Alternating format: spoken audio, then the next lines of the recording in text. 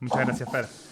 Bien, en principio no voy a obviar agradecer a Jorge y a Conrado por el espacio en intervalos para poder conversar con ustedes y por supuesto también agradecerles su presencia y su atención.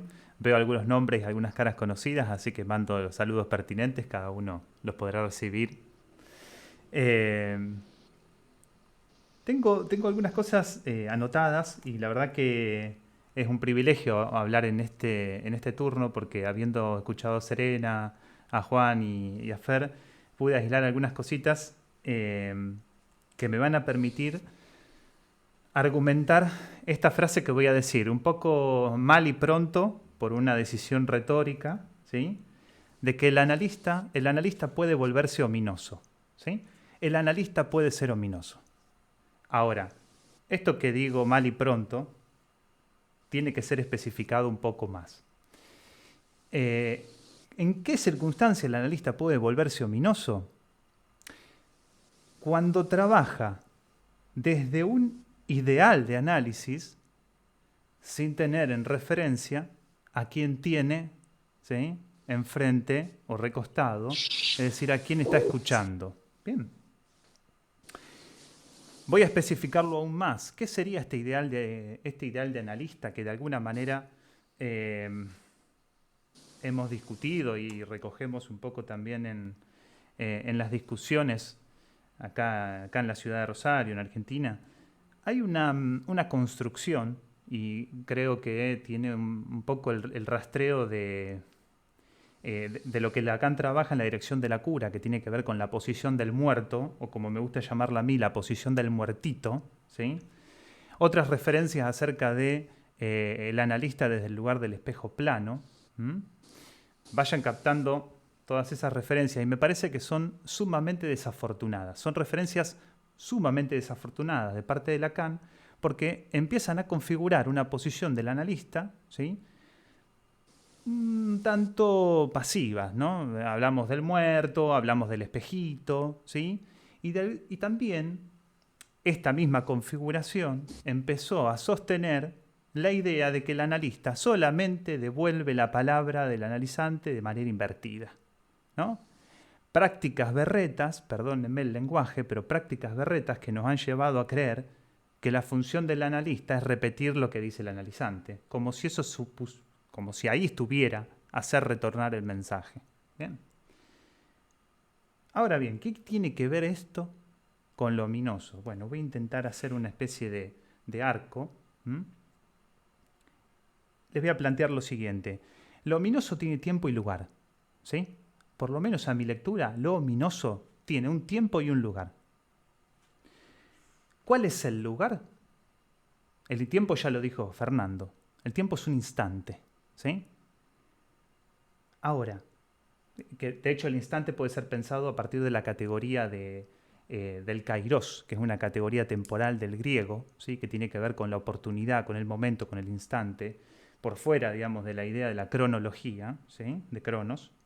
Ahora, lo ominoso tiene un lugar en términos lógicos, y para mí está entre la reintegración y el rechazo, ¿sí? Entre la reintegración de la imagen o el rechazo de la imagen, ¿sí?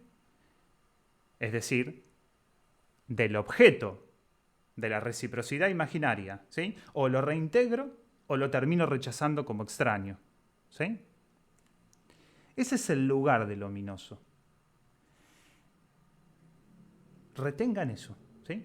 Porque voy a establecer algunos puntitos para que podamos llegar nuevamente al principio, ¿sí?, que tiene que ver con esa posición del analista como ominoso. Entonces, lo ominoso tiene un tiempo, que es el instante, es el kairos. Pero al mismo tiempo tiene un lugar, que es estar entre la reintegración y el rechazo. Es decir, hay algo que no se reintegra y tampoco se rechaza. Ese es el instante, ¿sí? Podríamos retomar acá la palabra de Juan.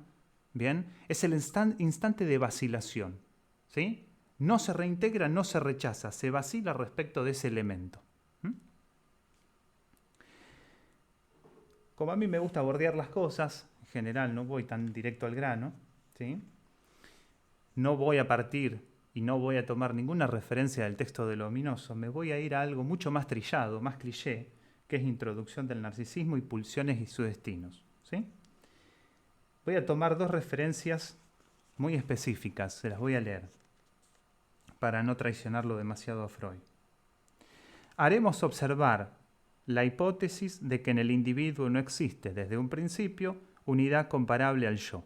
¿Sí? Esta hipótesis es absolutamente necesaria y el yo debe ser desarrollado. ¿Sí? Sumamente trillado, todo el mundo lo sabe, ¿bien? Pero hay que recordarlo. Lo sitúo ahí como punto del argumento. ¿Sí?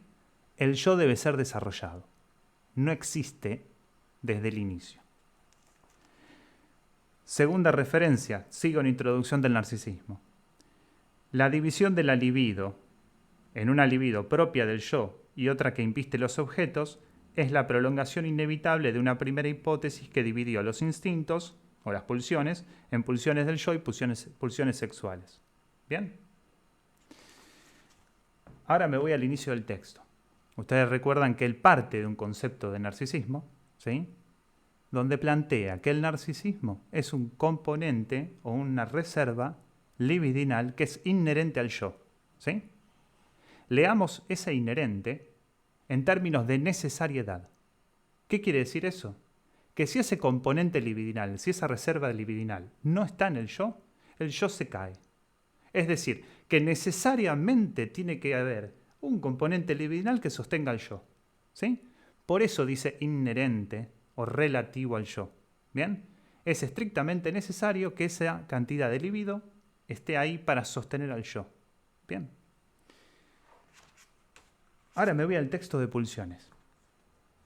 Y les voy a leer uno de los párrafos que a mí me ha resultado más ilustradores y más orientativos en el trabajo, y que también en esto agradezco a algunas conversaciones que he tenido con Jorge para orientar algunos casos. Pasamos así desde el primitivo yo de realidad, que ha diferenciado el interior del exterior conforme a exactos signos objetivos, a un yo de placer que antepone a todos los signos el carácter placiente, o sea, lo placentero. El mundo exterior se divide para él en una parte placentera que se incorpora y un resto extraño a él que ha separado del propio yo a una parte que proyecta al mundo exterior y lo percibe como hostil. Recupero algo de la cita, ¿sí? Lo placentero se incorpora, lo displacentero se rechaza, ¿sí? Fíjense que ahí estaba la lógica del Luminoso, ¿sí? Entre la reincorporación y el rechazo, ¿bien? Ese punto, ese momento de vacilación respecto de un elemento que no se rechaza y no se incorpora, ¿sí? Entonces, vuelvo a Pulsiones. Uno de los primeros puntos para la conformación del yo para Freud está sostenido en esto, en la posibilidad de rechazar lo displacentero e incorporar lo placentero. ¿Por qué insisto en esto? Porque para Freud, la interioridad, el yo, tiene como primer punto constitutivo la posibilidad de armar una fuera, ¿sí? De armar un exterior. Y ese punto de armar el exterior está directamente y estrictamente relacionado con lo displacentero. ¿Bien? Entonces, solo a condición de armar una fuera, que fíjense que tiene la connotación y la característica de lo displacentero, solo a condición de armar una fuera que en principio es displacentero, se puede hacer referencia a un yo, es decir, a un interior. Bien. Entonces yo, llegado a este punto, les hago una pregunta. Si el yo no se constituye, no aparece así de la nada desde un primer momento, si el yo debe constituirse, debe desarrollarse, si el primer punto de desarrollo del yo, de hecho, nos refiere a este lugar lógico del Luminoso, nosotros como analistas no tendríamos que preguntarnos si aquel con quien estamos trabajando tiene armado un yo. Bueno, les anticipo una cuestión. Acá en Rosario parece que no se hacen esa pregunta, salvo algunos muy pocos, entre los cuales está Jorge y le agradezco algunas referencias también, ¿sí? Que no se preguntan si quien tienen enfrente o recostado tiene armado el yo. Entonces se ponen en esa posición, desde el ideal, andá a saber de qué ideal purista del psicoanálisis, que solamente le repiten la palabra al paciente, ¿sí? Y fíjense que ahí es donde yo voy a ubicar de manera concreta y en la clínica lo ominoso. ¿Dónde? En la palabra del paciente, ¿sí? Que fíjense, sale de la boca, se exterioriza, ¿sí? Esa palabra, como objeto, como elemento, sale, se exterioriza, ¿sí? Ahora, si ahí no hay un yo armado, ¿qué creen que pasa? Si no hay un yo constituido, ¿qué creen que pasa? Queda con las connotaciones del afuera. ¿Cuáles son las connotaciones del afuera? La hostilidad, el displacer. Si un analista lo único que hace es devolverle la palabrita de manera invertida, que parece que entonces esa es solamente la mecánica, ¿no? Le repito lo que dijo y ya está. Si se sostiene en ese lugar, creyendo que es el ideal del analista, y le devuelve la palabrita, esas palabritas que tienen la connotación de la afuera, que tienen la connotación de la hostilidad, ¿sí? Porque cuando el analista le devuelve la palabrita, le dice, vos dijiste esto. Y si esa palabrita que se exteriorizó, ¿sí? Perdónenme el lenguaje, pero lo voy a decir porque me parece gráfico. Cuando la palabra toma esa connotación y el yo no está armado, es como la mierda. Uno lo caga y dice, esto no es mío, ¿sí? Entonces, cuando el analista se lo señala y le dice, esto vos lo dijiste, no. Imagínense someter a alguien, ¿sí? Forzarlo a que reintegre su palabra para que la pueda leer, ¿no? Porque viste que dice, ¿no? Que la lea, que se enfrente con su mensaje, ¿no?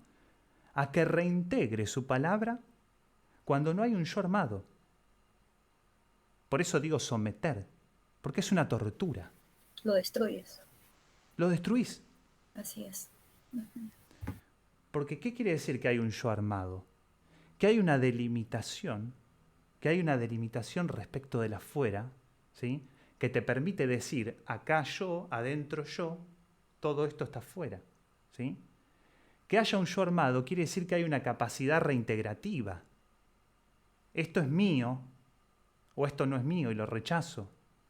Lo ominoso, entonces, es esa vacilación, es decir, esto no sé, no, es mío, no es mío, lo dije, no lo dije, ¿sí? Es del otro. A mí lo ominoso me permite pensar la clínica. Me permite, por ejemplo, distinguir si estoy laburando con alguien que tiene un yo armado y que puede laburar en esos términos, es decir, de trabajar con su texto, de trabajar con su palabra, ¿bien? O tengo que hacer un laburo previo.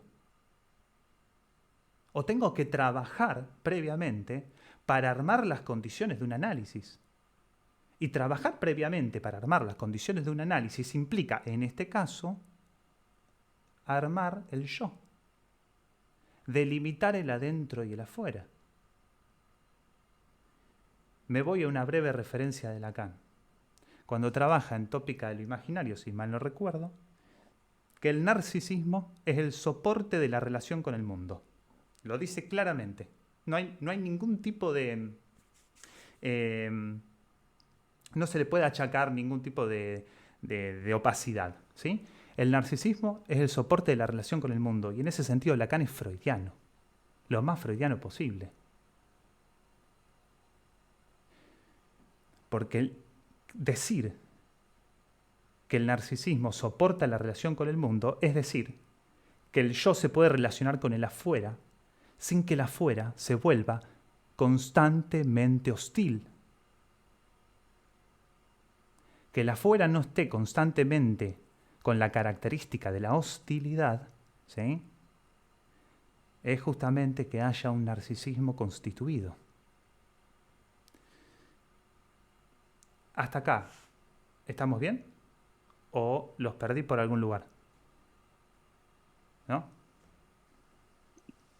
Estamos bien, Javier. Perfecto. Entonces, repaso, ¿sí? Yo partí de lo que en otro momento, en un vivo, mencioné como la caricatura del analista. Un analista que es una caricatura, que es un dibujito animado, ¿sí? Que se sienta mudito, ¿bien? Que no dice nada o que en todo caso le repite las palabras al paciente.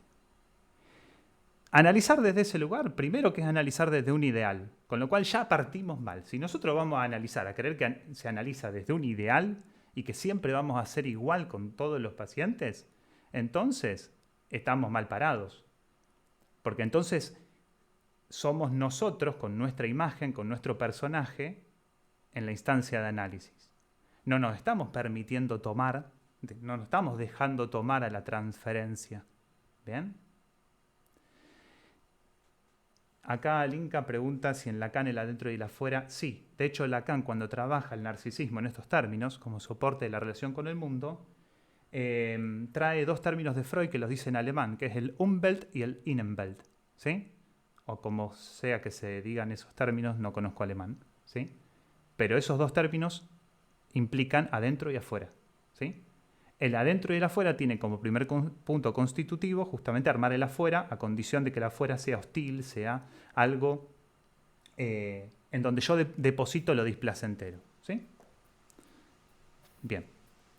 ¿Alguien iba a decir algo? Ah. Entonces, este analista bien caricaturesco, ¿sí?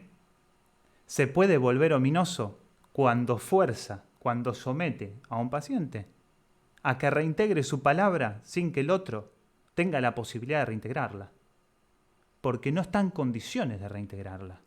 Entonces ahí el analista no solamente se vuelve ominoso, se vuelve sumamente hostil. La palabra se vuelve ominosa, pero el analista se vuelve hostil, porque lo está sometiendo. Entonces lo mejor que puede hacer un analizante, un paciente mejor dicho, en esas condiciones, es pegarle una patada al analista e irse a la mierda. Como me dijo una amiga hace poco, estuve 4 sesiones yendo con un analista, las 4 sesiones estuvo callada la boca, yo por adentro gritaba, decime algo, y unos cuantos insultos que ustedes imaginarán. Pero no se lo dijo nunca al analista. Y ella empeoraba y empeoraba y siempre le pasaban cosas terribles, estaba peor que antes de arrancar análisis. Y se fue con una psicóloga gestáltica y ahora anda bárbaro, ¿sí?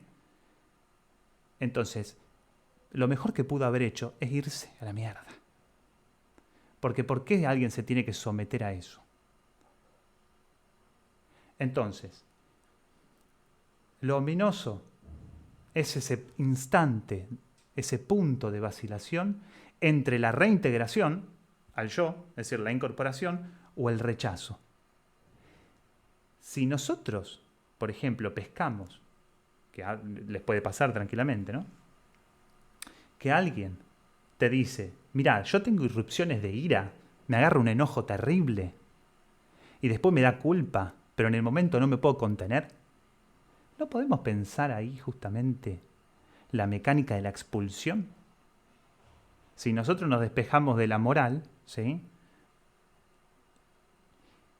Lo que podemos leer es que se trata de la expulsión, se trata del rechazo, ¿sí? Un intento de poder afirmar en la interioridad. A veces el último reservorio del yo es justamente la agresión, ¿sí? Ese último bastión donde el yo se puede sostener, ¿sí? Avasallado, arrinconado por todos lados de ese exterior hostil, ¿sí? El único lugar donde se puede sostener es con la agresividad, sacándose las cosas de encima. Entonces, si nosotros, por ejemplo, escuchamos una cosa así, sabemos que tenemos que laburar un pasito antes, ¿sí?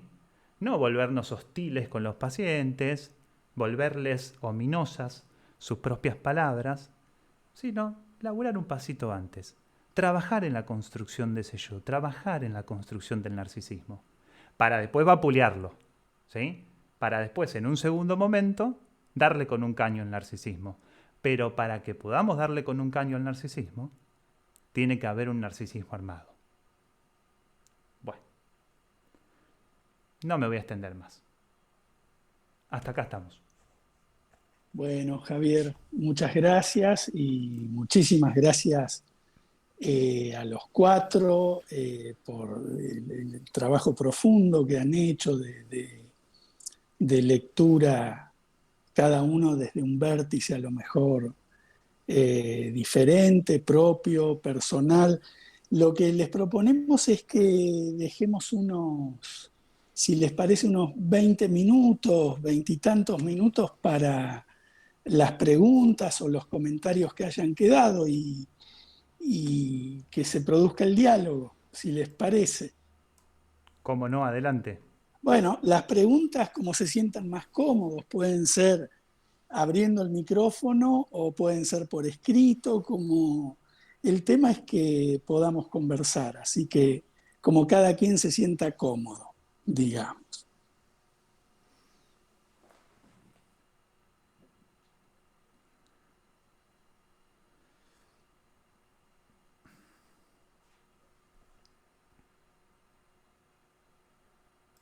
Sin vergüenza, por favor.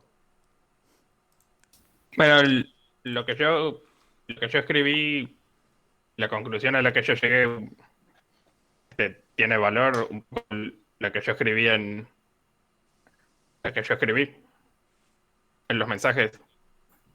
Tommy, ¿cómo estás? Había quedado tu pregunta, es verdad, acá en el chat. En realidad, habría que agregar ahí algo, lo cual no sé si tiene demasiado sentido volcarse para no irse demasiado, ni tampoco ponerse medio denso teóricamente. Creo que es la forma más rápida que se me ocurre para responder eso. Vos acá planteas una equivalencia entre el ominoso y el objeto A, la aparición del objeto A, decís ahí, ¿no? Efectivamente tiene relación, Uy, sí, perdón, me equivoqué. A lo mejor exageré al igualarlo.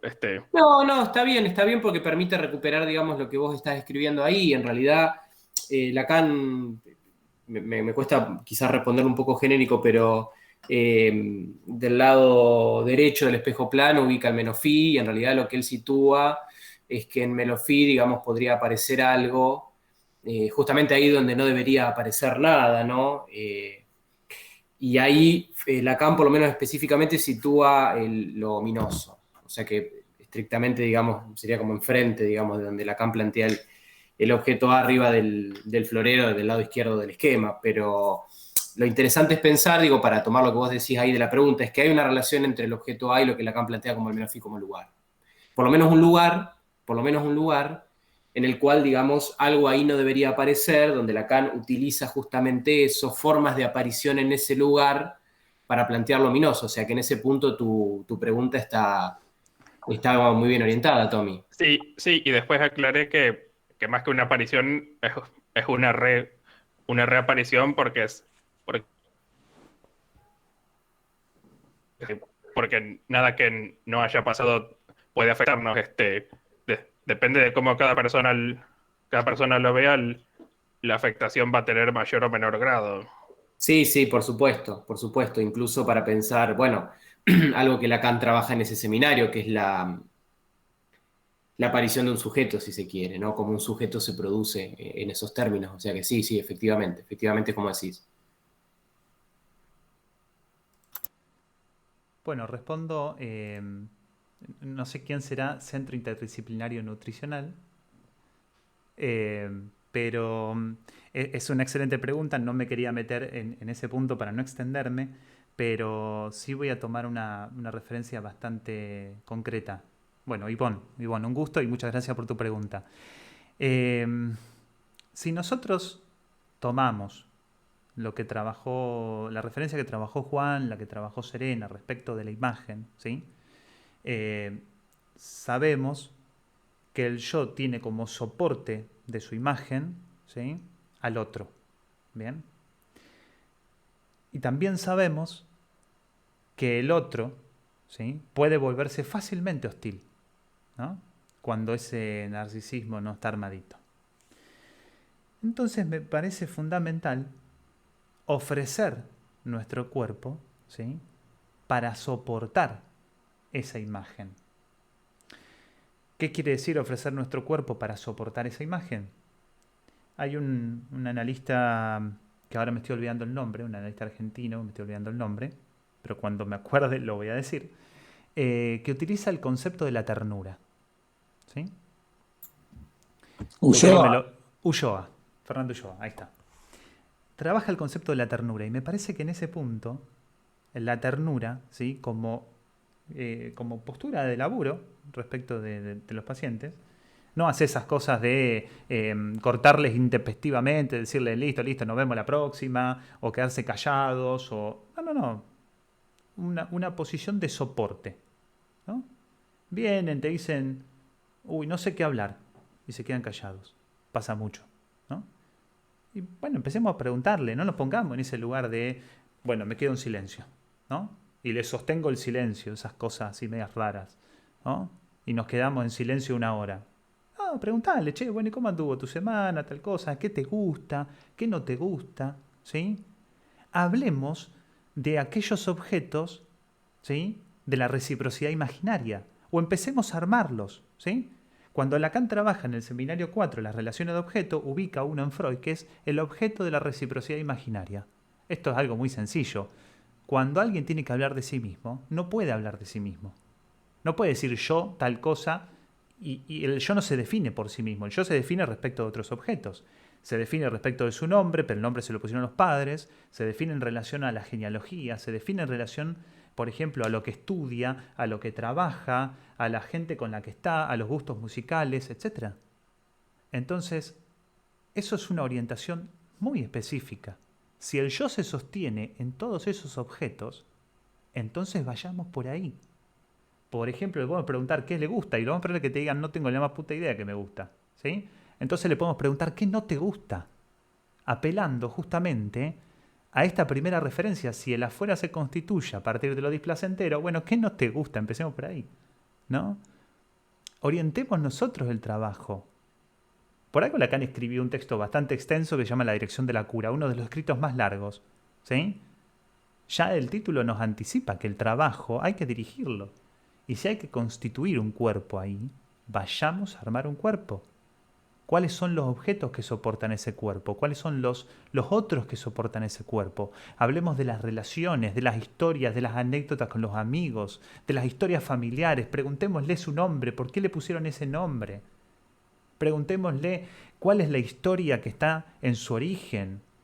Los padres que se conocieron en una graduación, garcharon en un auto, perdón en la expresión, tuvieron sexo en un auto y lo concibieron, lo estuvieron buscando por años. ¿Cuál es el relato de su origen? Son todas referencias que nos permiten justamente ir armando ese narcisismo, ¿sí? ¿Respondo un poco la pregunta?